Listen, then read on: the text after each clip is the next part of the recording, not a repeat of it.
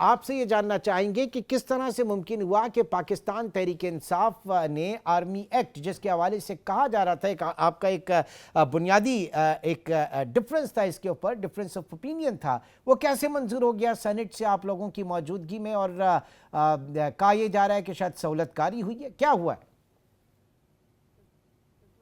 देखिए, सबसे पहले तो ये कि जिस वक्त परसों का इजलास था, जो थर्सडे का इजलास था, उसमें जब इजलास स्टार्ट हुआ तो जो तलावत कलाम पाक के बाद जो टाइम आता है तो उसमें ख्वाजा आसिफ साहब आकर बैठे हुए थे। आपको पता है उससे 2 दिन पहले जो जॉइंट सेशन है उसमें ख्वाजा आसिफ साहब ने जो मेंबरान है पार्लियामेंट है, फीमेल्स हैं, उनके लिहाज से उन्होंने बाद ऐसे कलमात किए थे कि जो कि पूरे पाकिस्तान में हर एक ने उसको कंडेम किया है।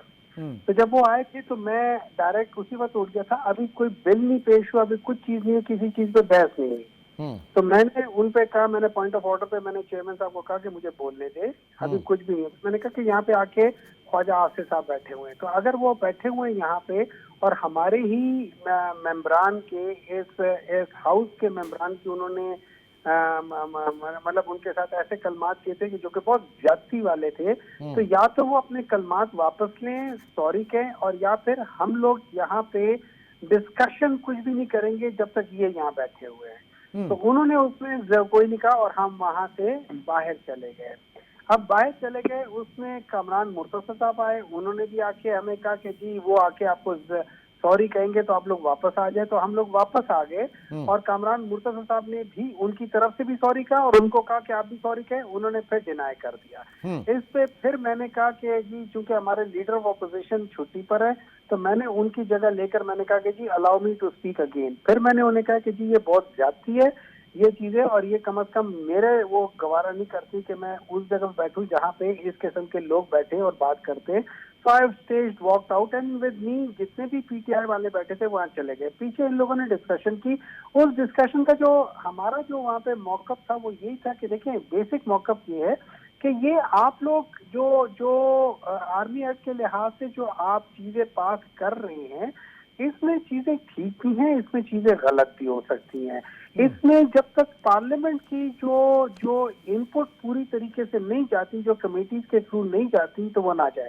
लेकिन मेमन साहब, आप नहीं समझते कि आप लोगों के वॉकआउट से एक वॉकओवर मिला, वहां पर एक स्पेस मिली, और बावजूद इसके कि आप तादाद में ज्यादा थे? और क़यादत क्या इससे मुतमईन है? क्योंकि ये भी खबर है कि क़यादत इससे भी परेशान, और फिर सिंध असेंबली में जो कुछ भी हुआ वहां पे अपोजिशन लीडर के हवाले से वहां पे जो हिमायत रही, उसका नहीं पता। मैं आपको इतना बता देता हूँ, सेनेट में हमारे टोटल 11 बंदे थे, ठीक है। हमारे वक्त कोई 10 से 12 बंदे जो है वो आपको पता है कि वो या ज़ेरे हिरासत है या वो इस वक्त मंजर आम पे नहीं है, बिकॉज ऑफ द थिंग्स जिस लिहाज से इस पाकिस्तान डिस्ट्रक्शन मूवमेंट ने हमारे जितने भी लोग हैं उनके पीछे पड़े हुए हैं कि एमपीओ के तहत एक के बाद दूसरे, दूसरे के बाद तीसरे, मतलब इस किस्म की चीजों में जो कोई नहीं उनको पकड़ने, तो वो लोग ज्यादातर तो वो है नहीं।